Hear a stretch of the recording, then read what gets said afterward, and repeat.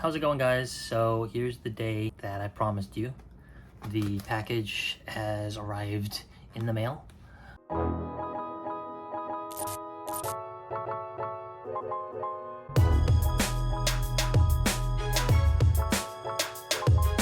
those of you who didn't see the last episode I put up about this is a card that I traded for with another Barry Bonds collector.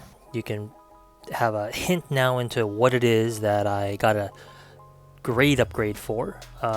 It's a card that I've had in my possession for several years now. I remember buying it raw when I had a chance to buy the PSA 10 version of it, and I remember thinking that it was such a good steal to have gotten this card, the same card I was coveting before, that had only been offered in a PSA 10 case, and I'd always been happy with that card, like I talked about before, until I had it appraised with a friend of mine who does a lot of grading, and he pointed out some flaws to the card that I hadn't picked up before, but that I can't unsee now. So ever since then, I've been trying to figure out how to get that card graded, or to figure out a way to trade that card away for a card that would earn a higher grade.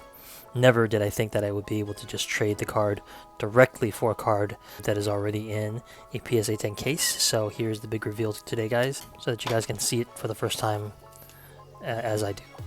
And here it is, guys, the 1997 Finest embossed gold die cut refractor. For my money, the most beautiful Bonds card ever made. It is, as promised, die cut. It's unnumbered. There are some theories as to how many of these cards were produced. I did a rough calculation using 1998 Finest numbers to sort of simulate using the Finest the Man refractors and the sort of print run of those, which is out of 75, to sort of simulate how many packs of 97 they would have had to produce to create, say, 25 of these cards, 50, 100 of these cards. Some experts guess wildly that there are 70 some odd versions, 70 some odd copies of each of these cards out there, just because in basketball there is a release of an actual print run. So going off that, people believe that they maybe have a bead on how many of these cards exist. But I'm going to do a comparison between this card and the card I traded for this one. One of the big things that was pointed out to me was that that power there was not perfectly centered in the card on my old version, whereas it is here. One of the reasons that this particular copy appeals to me is that Beckett used one of their Mylar sleeve cases, so I believe that at least the front, if not both the front and the back, are protected by a layer of plastic. Maybe just the back in this case, to be honest. I have to take a closer look off camera. It is really hard to capture the beauty of this card because it has a darker shine. You really do have to find the right angle, the correct angle to look at it, and I'm not sure I'll be able to find it for you live on camera today. And I also want to look at the condition while I have some direct light shining.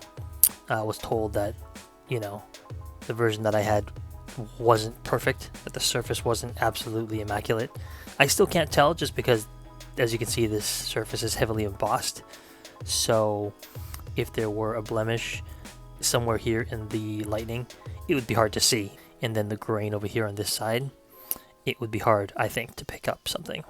And since this is an old flip, it's entirely possible that this card was overgraded. I believe the consensus is that standards have since gone up in terms of what a grading company requires in order to grant a card a Gem Mint 10.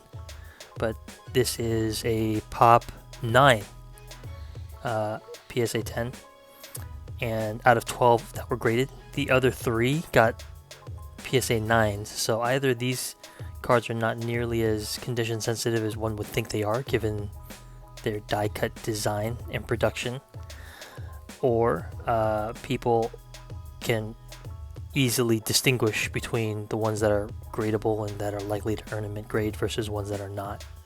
So I don't know what the answer to that is. And like I said before, I consider this the most beautiful Barry Bonds card ever made, bar none. And there's some good company right here. Obviously, the legendary PSA 10 1993 Finest, the card that really began the refractor and holofoil craze that endures to this day. And then obviously the beautiful, the manufacturer that a lot of baseball collectors love, and then the crossover 1997 Topps Chrome refractor, and none of them can hold a candle to this card when you catch it in the right light. I mean, this thing glows gold when you look at it. So anyways, thanks for sharing this moment with you guys, and I'll see you guys in the next video.